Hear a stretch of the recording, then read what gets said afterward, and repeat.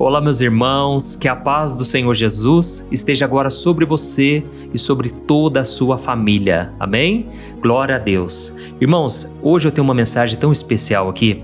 Deus falou tão forte comigo a respeito de como nós reagimos diante dos problemas. Sabe quando você percebe que na sua luta os problemas vão só aumentando? Em vez de diminuir, parece que a situação vai piorando. Você já parou para pensar nisso?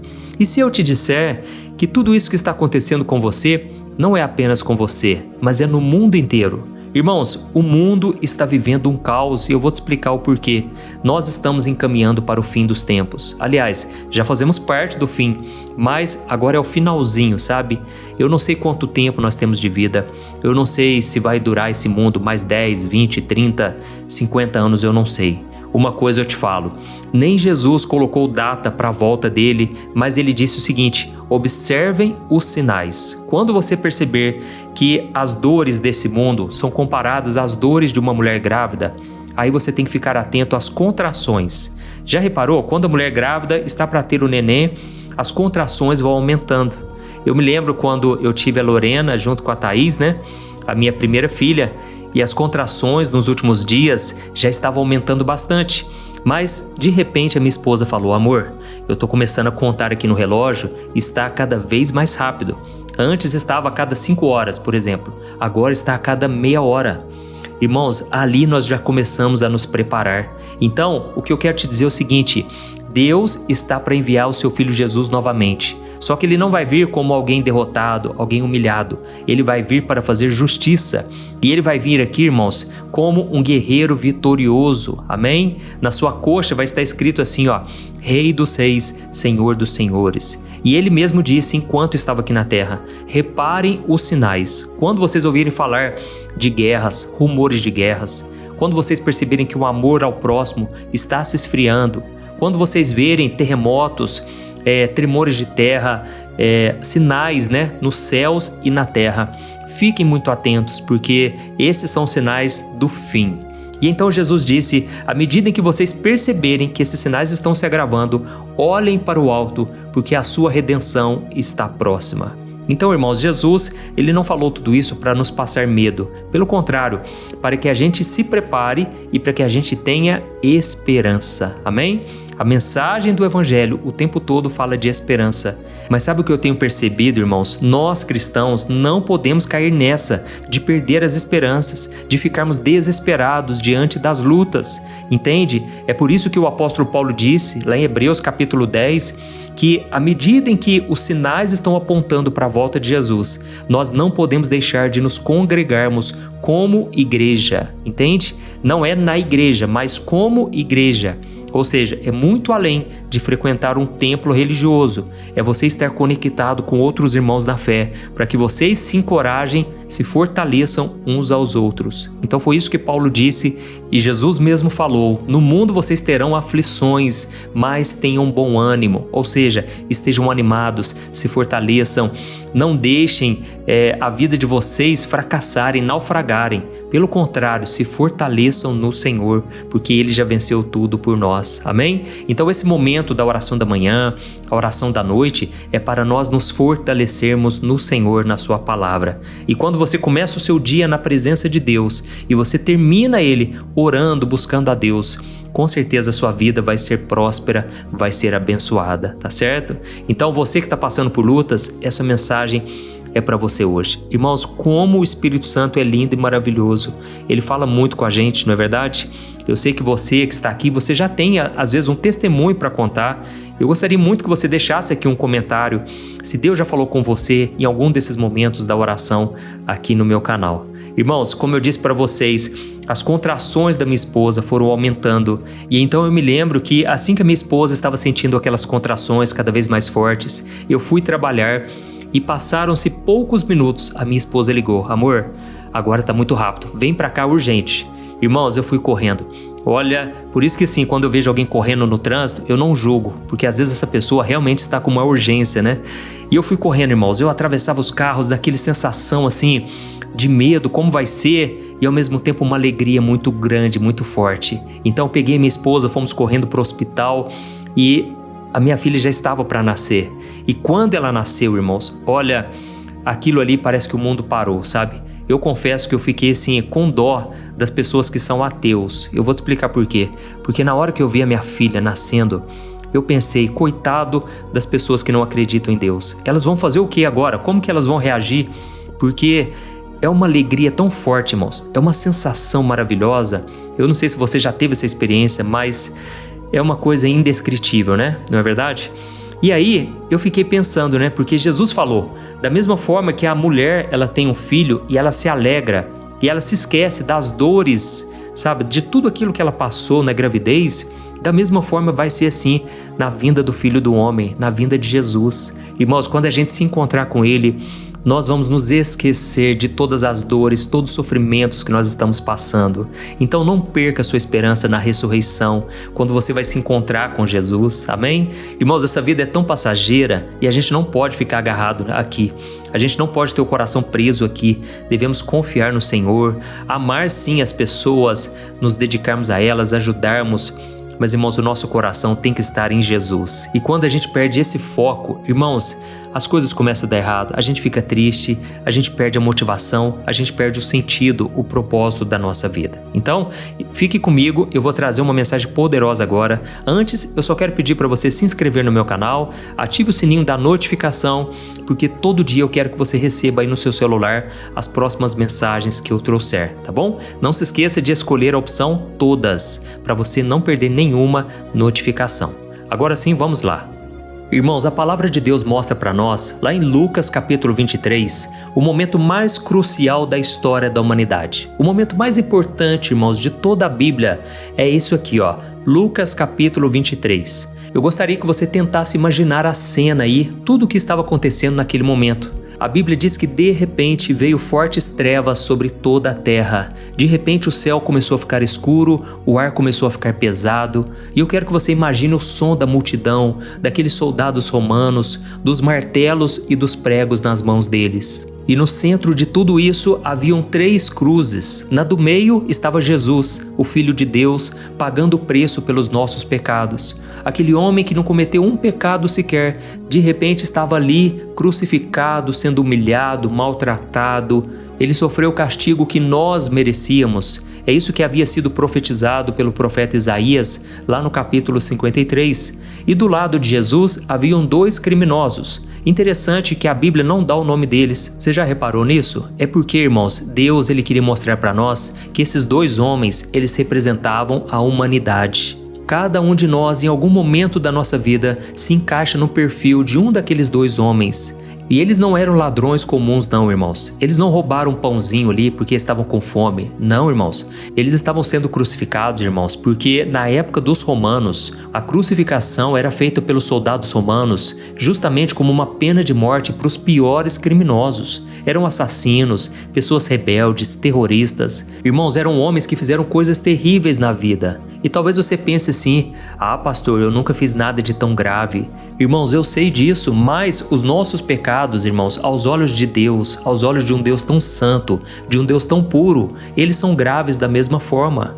Então, quando eu digo que ali eles representavam a humanidade, eu vou te explicar daqui a pouco. É porque todos nós reagimos de uma maneira em relação às dificuldades que a gente enfrenta na vida. E esses homens estavam ali pendurados entre a vida e a morte, e eles representavam 2 escolhas que cada ser humano precisa fazer diante de Jesus. E é isso que nós vamos analisar agora. Você vai ver o quanto isso é interessante e o quanto faz parte da sua vida, tudo que eu vou te falar. Então, primeiramente, nós vamos olhar para aquele ladrão que estava cheio de amargura. Lembra dele? Se você assistiu o filme Paixão de Cristo, fica muito mais fácil você visualizar e entender como eram aqueles homens. Naquela hora ele estava sentindo a dor dos pregos, imagina o sofrimento que ele estava, aquela agonia de uma morte lenta. Mas irmãos, em vez dele olhar para dentro de si, em vez dele se arrepender dos seus pecados, ele olhou para o lado e ele começou a despejar toda a frustração da vida dele em Jesus Cristo. Olha só o que a Bíblia diz em Lucas capítulo 23, o versículo 39. Diz assim, ó: um dos criminosos, dependurado ao seu lado, o insultava. Você não é o Cristo? Salve-se a si mesmo e a nós. Olha isso aqui, irmãos. Olha as palavras que esse homem disse. Isso aqui revelava muito o estado do coração dele, porque o próprio Jesus disse que a boca fala do que está cheio o coração.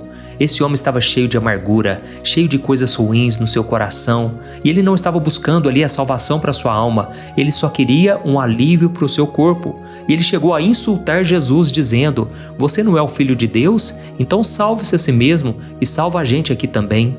E isso me mostra, irmãos, que ele não queria um salvador, ele só queria alguém para resolver a dor dos seus problemas. Tem uma diferença aí. Tem pessoas que querem um salvador, tem pessoas que querem só resolver a dor. Então, irmãos, a fé desse homem era totalmente baseada em interesse. Ele disse: "Se você é o Filho de Deus, então prove, resolva o meu problema agora." Irmãos, quantas vezes a gente não age assim, não é verdade? A gente trata Deus como se ele fosse um gênio da lâmpada. A gente ora dessa maneira: "Deus, se o Senhor me der aquele emprego, se o Senhor abrir aquela porta para mim, eu prometo que eu vou ser fiel no dízimo." Ou então a gente diz: "Senhor, se curares o meu filho, eu nunca mais reclamo da vida." Irmãos, isso aqui para mim, sinceramente, não é um relacionamento de amor, é uma negociação, é uma fé condicional, entende? Se Deus fizer, aí você faz também. E sabe o que leva muitas pessoas a agirem como esse criminoso lá na cruz, esse homem revoltado com a vida? Infelizmente, são as tragédias que a pessoa enfrenta. Irmãos, na maioria das vezes, o coração da gente vai se esfriando aos poucos, ele vai ficando mais endurecido, sabe? Pode ser uma decepção com alguém da igreja, alguém que você admirava e de repente essa pessoa te feriu. Ou então pode ser aquele ministério que você tanto sonhou, mas ninguém nunca te deu a oportunidade de você exercer aquele cargo. Pode ser talvez uma oração que você fez por alguém, alguém que estava enfermo, alguém que você queria muito que Deus fizesse algo na vida dela, mas parece que ano após ano Deus não responde você. Ou talvez seja o sucesso das outras pessoas, não é verdade? Você vê todo mundo prosperando, todo mundo avançando na vida e você se sente esquecido por Deus, como se Ele tivesse os seus preferidos. Irmãos, tudo começa com uma pequena dúvida, uma pequena reclamação e de repente você já está com inveja, de repente você já não consegue mais orar, porque o seu coração se tornou uma pedra.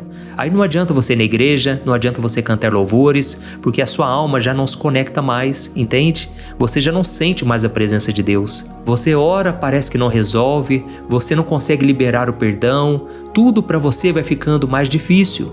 Então, irmãos, eu quero que vocês entendam que esse primeiro homem que nós estamos analisando aqui, esse homem que estava ali na cruz, ele não chegou naquele ponto da noite para o dia. Foi uma vida inteira de pequenas escolhas que foram afastando ele de Deus, até que quando ele estava ali diante da graça, diante do próprio Filho de Deus, irmãos, olha a oportunidade que esse homem teve, mas infelizmente ele não conseguiu enxergar. Ele só enxergou as tragédias da sua vida e ele escolheu morrer do jeito que ele viveu, revoltado e culpando todo mundo.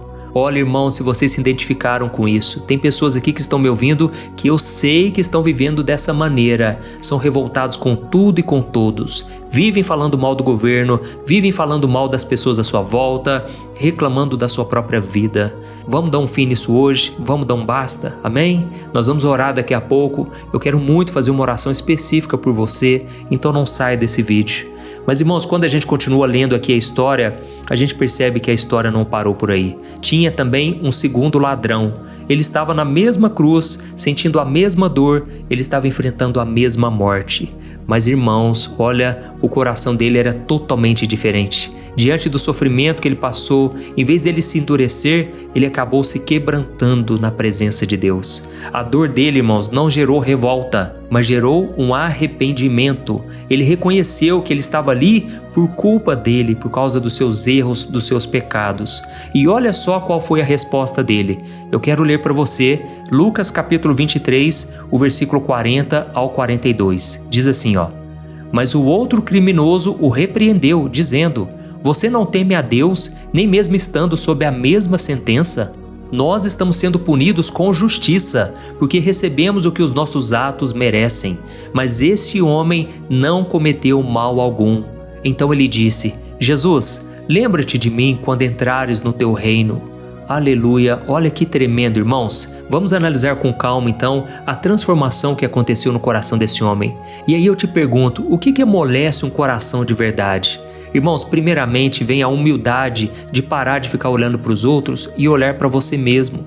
Ele até ouviu a zombaria do seu companheiro, mas em vez de concordar, ele repreendeu ele, ou seja, ele se posicionou, ele não aceitou participar daquela reclamação. Sabe, irmãos, muitas vezes a gente tem que dar um basta. As pessoas chegam até nós reclamando, fazendo fofoca e a gente tem que se posicionar. Não aceite pessoas assim na sua casa, perto de você. É claro que você não vai se isolar desse mundo, das pessoas à sua volta, mas você tem que se posicionar. E as pessoas então ficarão com vergonha por saber que elas estão fazendo algo que você não concorda, porque você está posicionado em Cristo. Amém? E olha que interessante, ele assumiu aqui a responsabilidade. Ele disse para o seu companheiro: olha, nós estamos sendo punidos com justiça, porque nós merecemos. Interessante que ele não culpou seus pais, ele não culpou o governo romano, ele não culpou a sociedade, irmãos, ele não culpou a pobreza. Ele olhou para a sua própria vida e ele disse: a culpa é minha, eu fiz por merecer isso.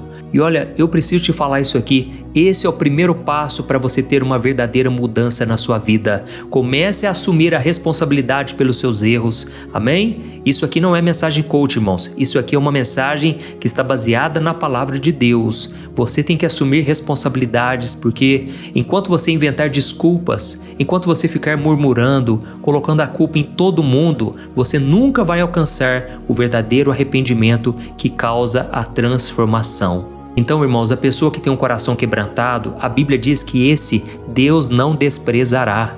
E a pessoa que tem esse coração, ela olha para dentro de si e ela reconhece: a falha está em mim, a falha está somente em mim. E aí, irmãos, a Bíblia diz que em seguida ele olhou para Jesus e ele reconheceu a sua inocência. Ele viu que Jesus era divino, aquele homem não era qualquer um. Ele mesmo falou para o seu companheiro: mas esse homem não cometeu mal algum. E naquela hora, no meio daquela cena terrível, ele então teve uma revelação. Ele não viu apenas um homem sofrendo, ele viu o Cordeiro de Deus, puro e sem pecado. Aleluia! Um coração mole, irmãos, é aquele que mesmo no meio do caos, ele consegue enxergar uma beleza, uma santidade em Jesus Cristo. E então você que está aqui me ouvindo, eu sei que você tem passado por lutas, porque você é normal, você é uma pessoa comum, todos nós passamos por dificuldades, mas eu quero que você olhe para Jesus agora e que você entenda que só Ele pode mudar a sua vida. Amém? E nessa hora, irmãos, esse criminoso, ele fez o pedido mais importante da sua vida. Ele orou, ele falou assim com Jesus: Senhor, lembra-te de mim quando entrares no teu reino, ou seja, quando entrares no paraíso. Olha que fé impressionante, irmãos. Ele não pediu para ser tirado da cruz. Pensa comigo, a essa altura ele já tinha aceitado as consequências dos seus atos. O pedido dele agora era para a eternidade. Ele entendeu que o reino de Jesus não era desse mundo e de alguma forma ele acreditou que só Jesus tinha o poder de salvá-lo. Aleluia! Irmãos, eu já estou sentindo a presença, a glória do Senhor aqui. Eu sei que esses problemas de hoje, irmãos, não se comparam com a eternidade que Cristo tem para cada um de nós. Amém? Não importa o quanto você afundou no pecado, não importa o quanto você tem se desviado, quanto você se afastou da palavra, do Evangelho de Jesus, o Senhor está olhando para dentro de você agora. E talvez você esteja pensando aí: mas pastor, como assim, pastor? O homem viveu a vida toda errada, roubando, talvez até matando, e nos seus últimos momentos ele faz uma oração e está salvo. Pastor, isso aí para mim não é justo. Como é que uma pessoa faz tudo errado e de repente ela só faz uma oração e já é salva e já vai para o céu? Irmãos, é aqui que está a beleza do Evangelho. Sabe por quê? A salvação nunca foi por causa dos nossos méritos, por aquilo de bom que a gente faz ou por aquilo de errado que a gente evita fazer. Irmãos, a salvação é só pela graça. Aleluia! Se você entende que você é como aquele pecador que estava ali na cruz, se você reconhece que um pecado seu já é suficiente para te afastar do paraíso, irmãos, é aí que tudo começa. Lembra de Adão e Eva? Um pecado que Adão cometeu foi suficiente para ele ser expulso do paraíso. Mas esse homem agora estava entrando no paraíso por causa de um homem que se sacrificou por nós, que na verdade era o Filho de Deus. E eu confesso para vocês que eu fico, na verdade, feliz ao saber que aquele ladrão na cruz é a maior prova de que ninguém é salvo por suas próprias obras. Ele não tinha nada para oferecer, ele não podia ser batizado, ele não podia frequentar uma igreja, ele não podia fazer uma oferta, ele não podia fazer um trabalho voluntário para compensar os seus erros. A única coisa que ele tinha era um coração quebrantado, um coração arrependido. E para Jesus, irmãos, isso foi o suficiente. Então a resposta de Jesus para aquele homem é uma das promessas mais poderosas de toda a Bíblia, porque Jesus, mesmo na sua própria agonia, sangrando, com dificuldade para respirar, ele vira o rosto e ele fala com todo o amor do mundo, garantindo para aquele homem: em verdade eu te digo que hoje mesmo estarás comigo no paraíso. Aleluia! Percebe aqui, irmãos? Jesus falou hoje, ele não falou amanhã, ele não falou depois do purgatório, porque isso não existe. Ele falou: hoje você estará comigo no paraíso. Ou seja, ele trouxe a garantia de um destino que nunca mais iria acabar, a vida eterna com Cristo. Então, irmãos, essa história dos 2 ladrões é a nossa própria história, porque todo dia a vida também coloca diante de nós essas cruzes, não é verdade? Dificuldades, dores, injustiças, as consequências de nossos próprios erros. E aí, irmãos, nós temos a mesma escolha a fazer.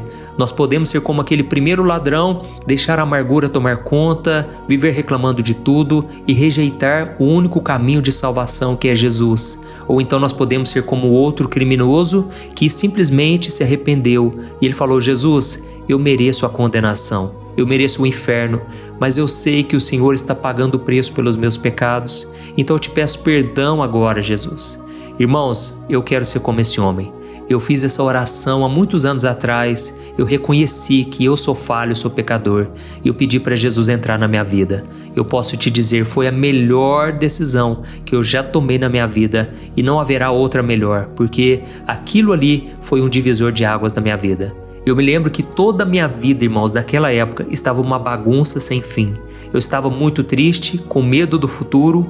Eu achava que tudo tinha dado errado, que não tinha mais esperança para mim. Irmãos, na verdade foi o começo, aleluia, porque quando eu abri meu coração para Jesus, eu experimentei do poder da ressurreição. O Espírito Santo entrou dentro de mim com uma simples oração de arrependimento e Deus transformou a minha vida. E Ele vai fazer isso na sua também, amém? Não importa a sua religião, eu não estou falando de religião aqui, eu nem quero saber a sua religião, eu quero saber o seguinte: qual vai ser a sua resposta diante de Jesus, o Senhor dos Senhores, o Rei dos Reis? Qual vai ser? Só você pode fazer isso, então nós vamos orar agora. Se você puder, feche os seus olhos e não se esqueça de depois compartilhar no WhatsApp, porque, irmãos, quantas pessoas vão ser abençoadas hoje. Olha, eu sinto que Deus vai trazer aqui muita salvação. Muitas pessoas vão entregar suas vidas a Jesus, aleluia. Então não perca essa oportunidade de compartilhar também, tá bom? Feche os seus olhos e vamos orar. Glória a Deus. Senhor, meu Deus e meu Pai, nós queremos te agradecer pela tua palavra maravilhosa. Oh, meu Deus, não tem sido fácil a nossa vida, Senhor. O Senhor sabe do que a gente tem passado. O Senhor sabe das noites de insônia, aquelas noites em que a gente olha para o lado, olha para o teto e o sono não vem. Tamanha preocupação, o medo do futuro, o vazio no peito. Pai, mas nesse momento eu oro pela vida do meu irmão e da minha irmã. Eu te peço, Senhor, que a tua misericórdia nos alcance. Senhor, tem sido tão difícil, Pai, conviver, tem sido difícil enfrentar as dificuldades da vida. Assim como esses homens estavam enfrentando a cruz, nós também temos sofrido, Pai, porque carregar a cruz não é fácil. Muitas vezes nós somos humilhados, nós somos injustiçados, simplesmente por querermos um relacionamento com um Deus, Criador dos céus e da terra. Oh, Pai, não tem sido fácil, Senhor, viver nesse mundo, mas eu te peço por cada pessoa que está se sentindo tão triste hoje.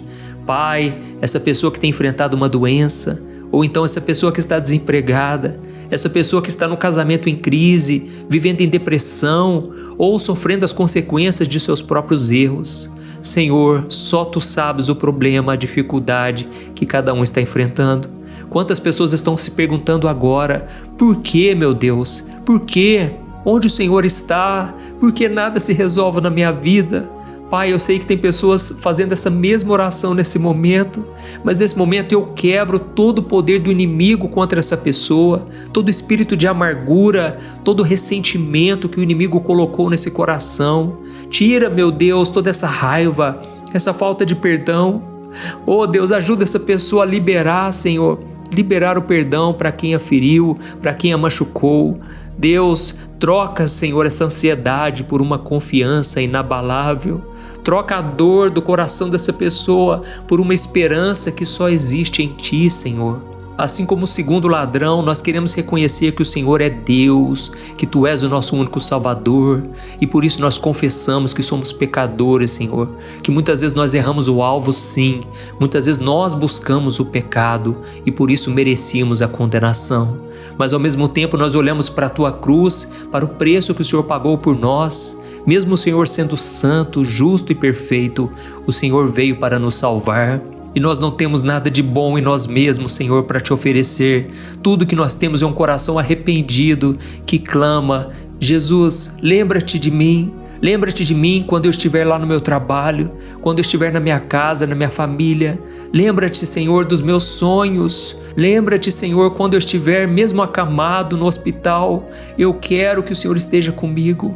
Lembra-te de mim, Senhor, quando eu estiver na velhice, quando eu não tiver mais forças, que o Senhor me receba no Teu reino. Oh, Jesus, nesse momento eu te peço, Senhor, vá de encontro ao coração dessa pessoa. Eu te peço que agora, Jesus, vai arrancando toda dor, vai tirando, Senhor, essa ansiedade que dói, que aperta o peito. Essa pessoa que está sofrendo agora a síndrome do pânico, a depressão, eu repreendo agora toda enfermidade, tudo que está causando dor e sofrimento, que agora venha causar alívio e venha trazendo paz, porque Tu és o Deus da paz, o príncipe da paz. Aleluia. Oh, meus irmãos, eu estou aqui até enxugando as lágrimas, porque eu sinto aqui um amor tão grande pela sua vida.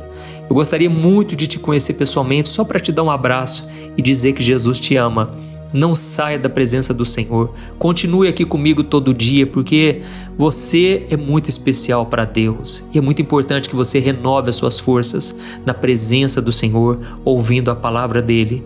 E se você deseja entregar sua vida a Jesus nesse momento, se você nunca fez uma oração de entrega e você quer ter a salvação eterna, você quer estar com Jesus todo dia, então repita essa oração que eu vou fazer, faça de todo o coração, tá bom? Não precisa ser palavras bonitas, só precisa ter sinceridade.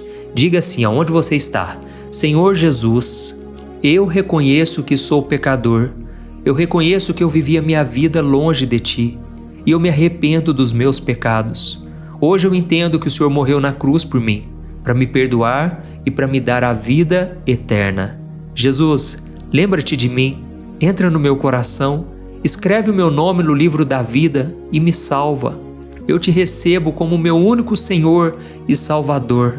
E eu te peço, fica comigo todo dia e me ajude a permanecer contigo todos os dias também. Amém. Aleluia. Oh, meu querido, se você orou de coração, pode ter certeza, você está salvo, porque a Bíblia garante em Romanos capítulo 10, que quando você confessa com a sua boca que Jesus Cristo é o Senhor e você crê no seu coração que Ele morreu para te salvar, e junto com isso vem um arrependimento no seu coração, então você está salvo, amém? Você não vai ser salvo lá na frente, não, você já está salvo hoje. Se você partisse hoje, você já iria direto para a presença do Senhor Jesus, aleluia?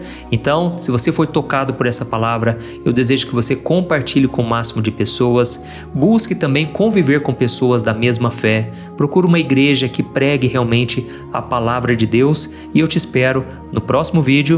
Que Deus te abençoe poderosamente. Um grande abraço. Oi, antes de você compartilhar esse vídeo, eu quero só te fazer uma pergunta. Você tem conseguido controlar suas emoções? Você sabia que a coisa mais importante hoje em dia é você saber lidar com as suas emoções para você não ser abalado com tudo que tem acontecido à sua volta? Sabe, irmãos, eu tenho percebido que cada dia mais as pessoas, mesmo tendo fé, acreditando em Deus, elas não estão conseguindo ser felizes e ter paz de verdade. E foi pensando nisso, irmãos, que eu comecei a olhar para a Bíblia e eu entendi que homens e mulheres do passado também enfrentaram esse mesmo mal, a ansiedade. E então eu selecionei 100 histórias da Bíblia com uma linguagem fácil e simples para você entender que é possível sim vencer a ansiedade e ter uma vida muito melhor, uma vida que vai ter paz com você, com as pessoas à sua volta e principalmente com Deus, porque eu não sei se você sabe, Deus não trabalha em coração ansioso, Deus espera que você confie nele de todo o coração e por isso neste livro eu vou te apresentar ferramentas para você vencer de vez esse mal, tá bom? Então eu quero enviar no seu e-mail este livro que eu acabei de escrever, chamado Sem Ansiedade. Eu tenho certeza, depois você vai contar o testemunho do que Deus vai fazer. Irmãos, milhares de pessoas já estão sendo abençoadas com as mensagens desse livro. Então faz o seguinte, eu vou deixar o link aqui embaixo e você vai clicar nele para você adquirir e receber agora no seu e-mail, ou então você vai acessar www.semansiedade.com.br, tá bom? Eu creio que Deus tem planos maravilhosos para a sua vida e basta você dar o primeiro passo. São mensagens simples que vão te abençoar profundamente. Deus te abençoe, eu te espero lá.